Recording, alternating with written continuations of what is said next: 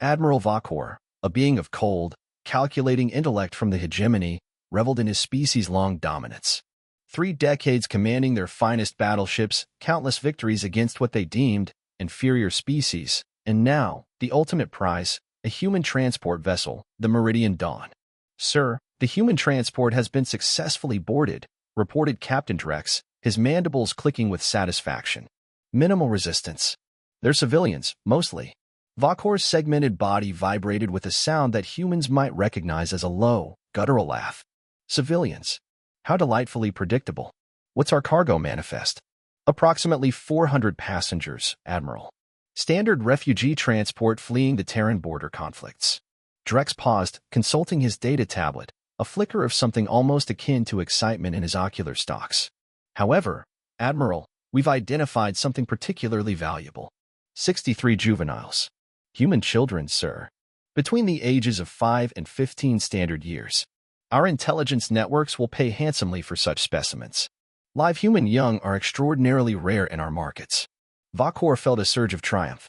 Human children were indeed the most coveted prize. Research facilities, entertainment complexes, even private collectors throughout hegemony space would bid astronomical sums for these. And these weren't the desperate, emaciated rabble usually scooped up from the fringes. These were the offspring of families wealthy enough to afford passage on legitimate transport. They were a pristine commodity. "Excellent work, Captain. Separate them immediately. Standard containment protocols for the adults. But those children, they require special handling. Climate-controlled environments, adequate nutrition, medical monitoring. We cannot afford damaged goods. They fetch significantly lower prices." A chilling thought crossed Vakor's mind. Perhaps a few select specimens could even be used for behavioral conditioning before sale. The possibilities were endless. 3 sectors away, Colonel Jason Rourke stared at his tactical display, a mug of lukewarm coffee forgotten in his hand. The words Meridian Dawn, Registry Hotel 7794, overdue at checkpoint Delta Prime seemed to burn into his retinas. His daughter, Lucy, 8 years old, with her mother's bright green eyes and a stubborn streak a mile wide. The divorce had been messy, yes, but Karen had every right to relocate to the outer colonies. She didn't have the right to vanish along with his little girl. "Sergeant Martinez." Rourke's voice cut across the command center, cold and sharp, bearing the authority of a man who'd spent 15 years forging row recruits into instruments of controlled violence. "I need everything we have on hegemony radar activity in Sector 7 through 12. Current intelligence, movement patterns, known operating areas. I needed it 10 minutes ago." Martinez, a career soldier who'd learned not to question that tone, simply nodded. "On it, sir." Aboard the hegemony vessel, Razor's Pride, Dr. Elena Vasquez pressed her face against the reinforced barrier of the detention bay. The sight made her stomach clench with a mixture of fury and helplessness. Dozens of human children, huddled together in a space barely large enough for half their number, their faces streaked with tears and confusion. Some of the older ones were trying to comfort the younger, a heartbreaking tableau of innocence trying to make sense of a universe that had suddenly revealed its cruelest face. "Mama, when are we going home?" The voice belonged to a girl no older than 6, her small hand clutching desperately at an older boy's, who was clearly trying very hard not to cry himself. Elena had been traveling aboard the Meridian Dawn as part of a medical relief mission. 30 years as a pediatric surgeon had prepared her for many things, but watching children processed like cargo by alien raiders wasn't among them. "Dr. Vasquez?" A man in his 40s, James Morrison, still in the torn remnants of an expensive business suit, approached. "Colonial Development Corporation. I don't suppose you have any idea what they intend to do with us." Elena's expression hardened. "Nothing good, Mr. Morrison. These aren't explorers or diplomats. They are slavers. And what they want are the children." Morrison's face went pale. "Slavers? But surely there must be some legal framework, some diplomatic protocol." "Look around you." Elena gestured towards the children. "Do you see any diplomacy here? These creatures just committed an act of war against the human species. They took children." What Elena couldn't see, what none of the human prisoners could possibly know, was that their capture had already triggered a response that would echo across the galaxy for generations to come. Lieutenant Commander Jake Sullivan had been enjoying what passed for shore leave on Outpost Gamma 7 when the priority transmission arrived. 3 days of actual hot meals, real showers, and sleeping in a bed that didn't vibrate with engine harmonics had almost made him forget he was technically listed as a deserter by Human Defense Command. The message was coded, but Jake had been running Black Ops long enough to recognize a recall. More interesting was the source. Colonel Rourke wasn't supposed to know how to contact Sullivan's mercenary unit, the Devil Dogs. Officially, Jake Sullivan and his team didn't exist. "Boss, you're going to want to see this." Corporal Tommy Nash looked up from his comms console, his usually jovial expression replaced by something considerably darker. "It's about kids." Jake's blood ran cold. In his experience, when Tommy Nash got that look, it meant someone was about to die. Probably a lot of someone's. "Talk to me." Hegemony raiders hit a civilian transport, Meridian Dawn, carrying refugees from the border conflicts. 400 passengers, including 63 children between 5 and 15 years old. The silence in the Devil Dogs' temporary headquarters stretched long enough to become uncomfortable. Jake's team had seen action across 17 different systems, fought everything from robot uprisings to corporate territorial disputes. They'd taken jobs regular military units couldn't touch, handled situations that officially never happened. But children were different.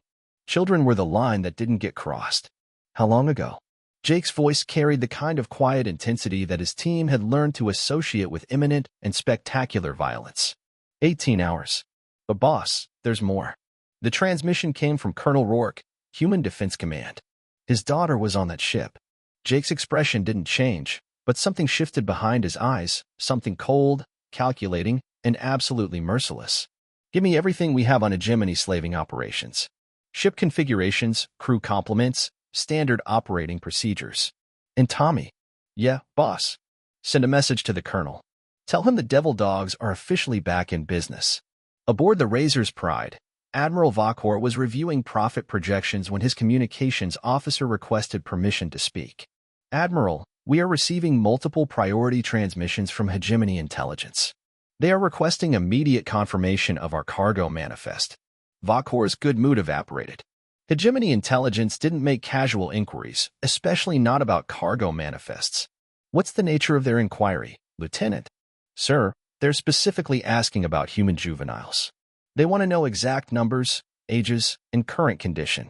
The Admiral's compound eyes fixed on his subordinate with an intensity that made the younger officer's chitin rattle.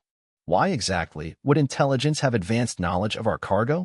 Before the communications officer could respond, alarms began sounding throughout the ship. Not the standard alert tones for routine emergencies, but the deep, bone-shaking wail that meant only one thing: incoming hostiles. "Report." Vakor's voice cut through the chaos like a blade. "Sir, we are detecting multiple vessels approaching at high velocity.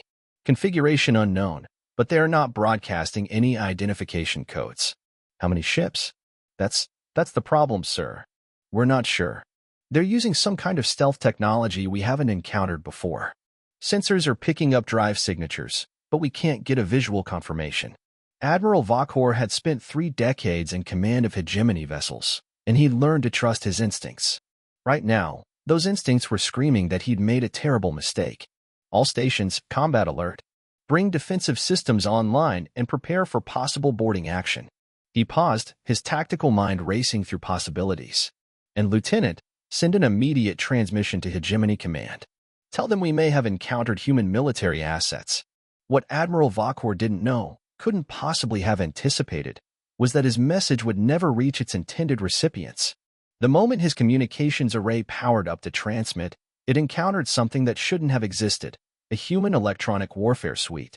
Technical Sergeant Lisa Park had been monitoring Hegemony communications traffic for the better part of 6 months, part of a classified program that officially didn't exist, unofficially staffed by people who had never officially served in the human military. When the priority transmission from the Razors prided her intercept grid, Lisa almost choked on her coffee. "Holy shit," she whispered, then immediately reached for her secure communication link. "Control, this is Raven 7. I need an immediate priority connection to Colonel Rourke, Human Defense Command." "Raven 7, Control. Confirm your traffic priority." "Control, this is Flash Override priority. I repeat, Flash Override. Patch me through to Rourke immediately." The silence lasted exactly 3 seconds, which in military communication terms was approximately 3 seconds too long. "Raven 7, you are connected. Colonel Rourke, This is Technical Sergeant Park, Electronic Warfare Division. Sir, I have intelligence on your daughter's location. The response was immediate and carried the kind of intensity that made Lisa grateful they weren't speaking face-to-face. Talk. Sir, I've intercepted communications from a hegemony vessel, designation Razor's Pride. They are currently holding human prisoners, including children matching the age demographics from the Meridian Dawn passenger manifest. Current position is approximately 14 light minutes from the neutral zone boundary. Sergeant Park, I need you to listen to me very carefully. Can you maintain communication intercept on that vessel? Yes, sir. I can do better than that. I can disrupt their communications entirely if you need me to. Do it. And Sergeant, if anyone asks, this conversation never happened. Lisa Park smiled grimly as she began initializing her electronic warfare protocols. She'd been waiting for an opportunity to test her systems against hegemony technology. It was about to be a very bad day to be Admiral Vakor. The first indication that something had gone seriously wrong came when the Razor's Pride's primary communication array simply stopped working. Not damaged, not malfunctioning, but completely silent, as if someone had reached across space and flipped a switch. The second indication was considerably more dramatic. Admiral, the tactical officer's voice carried a note of panic Vakor had never heard from a veteran crew member.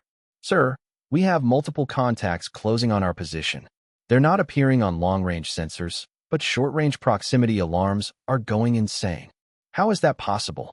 Vakor demanded, his confidence finally beginning to crack. No known technology could defeat our sensor arrays at close range. Sir, I don't think this is known technology. As if summoned by the tactical officer's words, the main display flickered to life, showing the space surrounding their vessel. What Admiral Vakor saw there made his primary heart skip several beats. Ships. Human ships. But not like any human vessels in the hegemony's intelligence databases. These craft were sleek, predatory things that seemed to bend light around their hulls. Worse, they were close. Impossibly close. Close enough that their weapon systems were already trained on the Razor's Pride.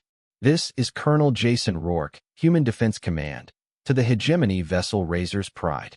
The voice that filled the ship's bridge carried the kind of authority that transcended species barriers. You are currently in possession of stolen human civilians, including children. You have 30 seconds to prepare for boarding, or we will assume hostile intent and respond accordingly. Admiral Vakor's compound eyes darted between his tactical display and his communications console. Can we establish contact? Negative, sir. Something is jamming our entire communications grid. Weapons online, sir. The tactical officer hesitated. Admiral, I'm reading energy signatures from those human vessels that don't match anything in our databases. Their weapons output appears to be significantly higher than standard human military specifications.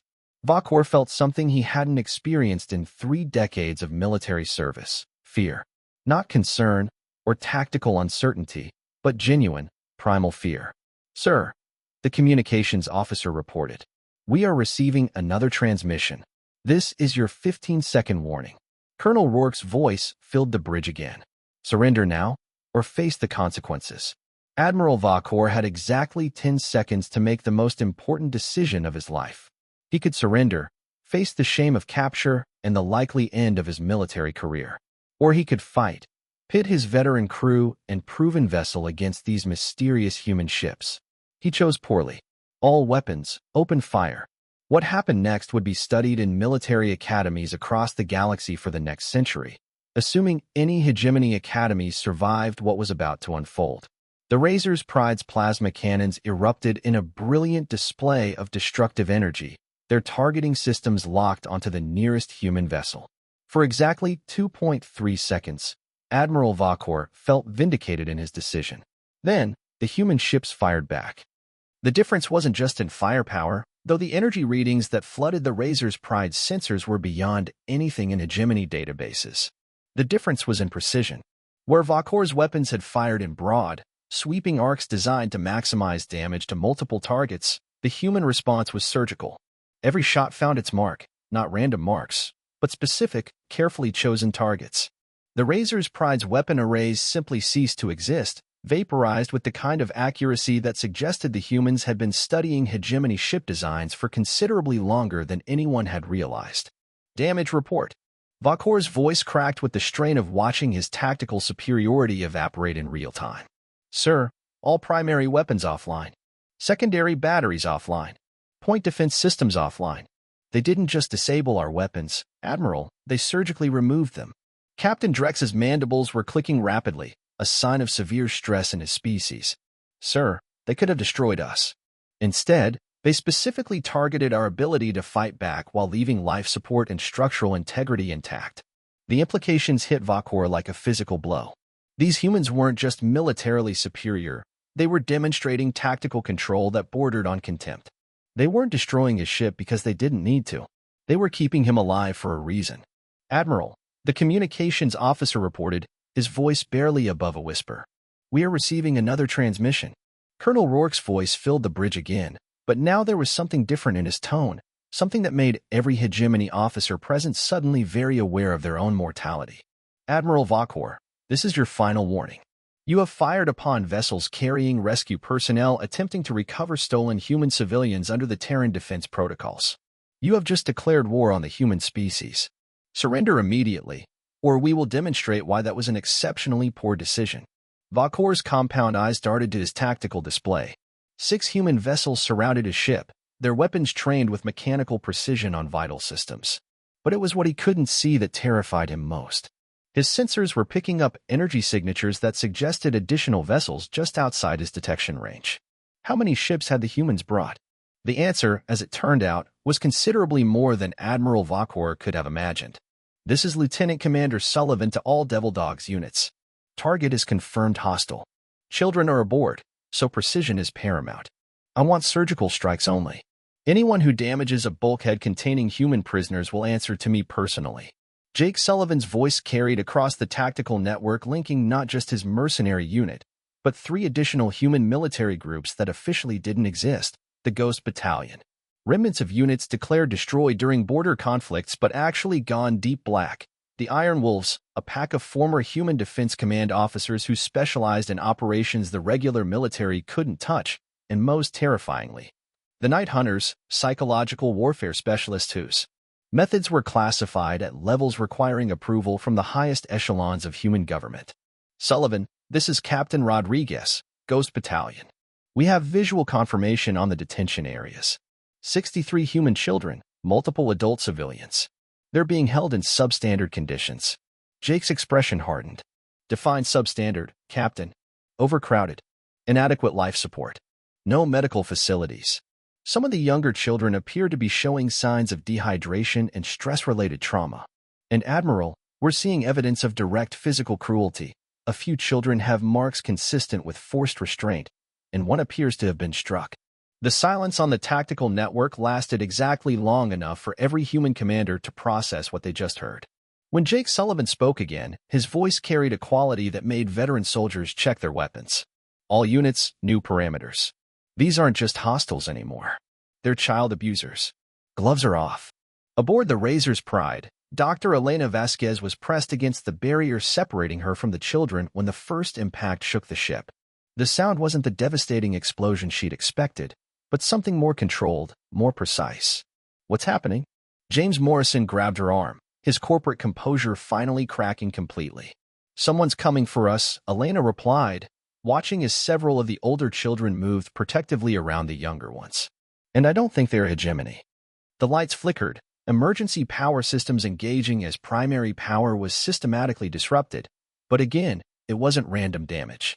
Life support remained stable, gravity maintained normal levels, and the temperature stayed within acceptable ranges. Someone was being very careful not to harm the prisoners. Dr. Vasquez? The voice belonged to Lucy Rourke, Colonel Rourke's 8-year-old daughter. Elena had recognized her from the passenger manifest and had been keeping a protective eye on the girl since their capture. Is my daddy coming? Elena knelt down to Lucy's level, choosing her words carefully. Sweetheart, there are people coming to help us. Good people. What Elena couldn't say, what she couldn't possibly explain to an 8-year-old, was that the vibrations running through the ship's hull suggested that Lucy's father had brought friends. Lots of friends. friends with very advanced weapons, and apparently unlimited patience for precision work. The boarding pods attached to the Razor's Pride's hull with a kind of gentle precision that spoke of extensive practice. Admiral Vakor watched on his tactical display as 12 separate breach points were established simultaneously, each one carefully positioned to avoid any area containing human prisoners. "Sir," Captain Drex reported, his voice hollow with defeat, "they're using some kind of molecular disintegration technology to cut through our hull. Our blast doors are useless." "How long until they reach the bridge at their current rate of progress?" "Approximately 4 minutes, Admiral." Vakor's primary hearts were racing as he considered his options. He could try to use the human prisoners as leverage, threaten to harm them unless the attackers withdrew. It was a time-honored tactic in hegemony military doctrine. Something told him that threatening human children would be the last mistake he ever made. The first human soldier to appear on the Razor's Pride's bridge moved with the fluid grace of a predator who had spent years perfecting the art of violence. Colonel Jason Rourke wore the kind of combat armor that suggested human military technology had advanced considerably beyond what hegemony intelligence believed possible. "Admiral Vakor."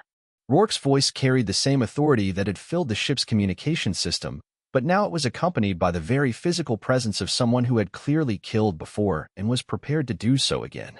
"You have something that belongs to me."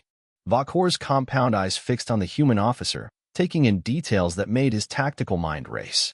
The armor was clearly advanced, but it was the weapons that caught his attention.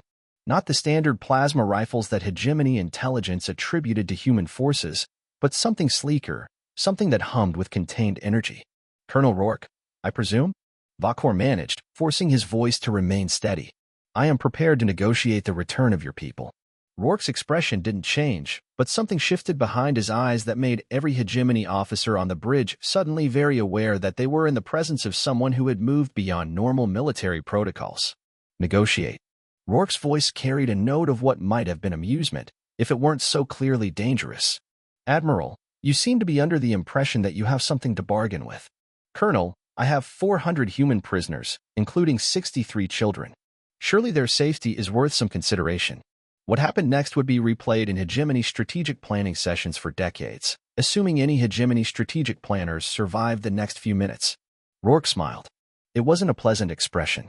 It was the kind of smile that predators wore when they realized their prey had just walked into a perfectly prepared trap. "Admiral, let me explain something about human psychology that apparently didn't make it into your intelligence files. When you capture our civilians, we get angry. When you capture our children, we stop following the rules." As if summoned by Rourke's words, additional human soldiers began appearing on the bridge, not through the main entrances, but through what appeared to be solid bulkheads. The hegemony crew watched in fascination and horror as sections of their own ship's structure simply dissolved, allowing armed humans to step through gaps that sealed themselves moments later. "Molecular manipulation technology," Rourke explained conversationally, as if he were discussing the weather instead of demonstrating military capabilities that shouldn't have existed. "We've been working on it for a few years now. Turns out, it's very useful for situations exactly like this one." Admiral Vakor's tactical mind finally grasped the true scope of what was happening. These weren't just advanced human military units, they were demonstrating technology that was decades ahead of anything in hegemony arsenals. The question that terrified him most was simple. If humans possess such capabilities, why had they been losing border conflicts? The answer, when it came, was delivered by Technical Sergeant Lisa Park's voice through Rourke's communication system. "Colonel, we have successfully extracted all human prisoners. Medical teams are providing immediate care to the children. Preliminary assessment indicates mild dehydration and psychological trauma, but no permanent physical harm. However, Colonel, our medical team has confirmed the physical signs of abuse. They were beaten." Rourke nodded, never taking his eyes off Admiral Vakor. "Excellent work, Sergeant. Now, Admiral, we come to the interesting part of our conversation. Colonel Rourke, surely we can reach some kind of arrangement? The hegemony is not without resources, and we could provide substantial compensation for any misunderstanding." Rourke's smile widened, becoming something that would have given nightmares to apex predators. "Misunderstanding, Admiral? You captured human children, subjected them to abuse, and sold them into slavery. There's no misunderstanding here. There's only consequences." What Admiral Vakor couldn't know, what no hegemony intelligence service had ever suspected, was that humanity's apparent weakness in border conflicts had been entirely deliberate. Every loss, every tactical withdrawal, every surrendered colony had been part of a carefully orchestrated deception designed to make potential enemies underestimate human capabilities. The species that had once fought wars with chemical explosives and kinetic projectiles had spent the last 50 years developing weapons that operated on principles most galactic civilizations considered theoretical impossibilities. Colonel, Lieutenant Commander Sullivan's voice crackled through Rourke's communication system. All children have been successfully extracted and are receiving medical attention. Dr. Vasquez is coordinating care with our medical teams. Status on adult prisoners. All accounted for and safe, sir. However, we have a situation you need to be aware of. Rourke's expression hardened. Report. Sir, preliminary interrogation of captured hegemony crew members indicates this wasn't an isolated incident. We are looking at a systematic, galaxy-wide operation targeting human civilian transports, specifically those carrying children, for the last 3 decades. The silence on the Razor's Pride's bridge stretched long enough to become physically uncomfortable. When Rourke spoke again, his voice carried a quality that made Admiral Vacor's exoskeleton begin to crack under stress. Admiral, it appears that you and your species have been engaged in organized child trafficking targeting human civilians. Is that an accurate assessment? Vacor's compound eyes darted between the human soldiers surrounding him, looking for any sign of weakness or opportunity for escape. What he saw instead were professionals who had clearly moved beyond normal military protocols into something considerably more personal. Colonel Rourke, I am merely a military officer following orders. The broader policies of the hegemony are not my responsibility. That's unfortunate, Admiral, because those broader policies have just become your personal problem. What happened next would be transmitted throughout hegemony space as a warning to any other species considering similar operations against human civilians. Rourke activated his communication system, broadcasting on frequencies that would reach every hegemony vessel within 12 light-years. This is Colonel Jason Rourke, Human Defense Command, broadcasting to all hegemony forces. Your species is engaged in systematic kidnapping, abuse, and trafficking of human children. This constitutes an act of war against humanity. You have 72 hours to return all human prisoners currently held in hegemony space and provide full documentation of your slaving operations. Failure to comply will result in total war. Admiral Vacor's primary heart stopped beating for several seconds. Colonel, surely you realize that the hegemony fleet outnumbers human forces by a factor of at least 20 to 1. Rourke's smile returned, and this time it was accompanied by something that made the ship's lighting seem dimmer. Admiral, let me share a little secret with you. Those border conflicts where humanity appeared to be losing? We were testing your capabilities while hiding our own. Every engagement was carefully designed to gather intelligence while concealing the true extent of human military development. As if to punctuate his words, the ship's main display activated, showing the space surrounding the Razor's Pride. What Admiral Vacor saw there made his compound eyes widen in terror. Ships. Hundreds of them. Human vessels that appeared to bend space around themselves, their hulls barely visible against the starfield. Not the small patrol craft that hegemony intelligence attributed to human forces, but massive capital ships that dwarfed anything in the hegemony fleet. Admiral, meet the Terran Defense Fleet. Approximately 400 vessels, each one carrying weapons that operate on principles your species hasn't discovered yet. They have been waiting just outside your sensor range for the last 6 hours. Vacor's tactical mind raced through the implications. 400 ships here, now, demonstrating capabilities that made hegemony technology look primitive by comparison. He whispered. Admiral, humanity learned a long time ago that the most dangerous predator is the one that appears harmless until it's too late. We have spent 50 years convincing the galaxy that we are weak, primitive, and easily defeated. Congratulations, you just discovered how wrong that assessment was. Rourke gestured to his soldiers, who began efficiently restraining the hegemony crew. Admiral Vacor, you and your crew are hereby prisoners of war. You will be transported to a human detention facility where you will remain until your government meets our demands for the return of all human prisoners and reparations for war crimes. And if the hegemony refuses? Rourke's expression became something that would haunt Vacor's nightmares for the rest of his considerably shortened life. Then you will have a front-row seat to watch us demonstrate why capturing human children was the worst mistake your species ever made. As the Razor's Pride was taken under tow by human vessels, Admiral Vacor realized that he had just participated in the opening act of what would likely be the shortest and most brutal war in galactic history. In high-end detention centers across hegemony space, human children began to disappear as their captors suddenly developed an urgent desire to return them to human space before anyone noticed they had been missing. The message had been received, understood, and taken very seriously indeed. Humanity had just announced that it was no longer interested in playing the role of galactic victim. And for those species foolish enough to target human children, the consequences would be swift, terrible, and absolutely final. The age of human weakness was over. The age of human vengeance had begun.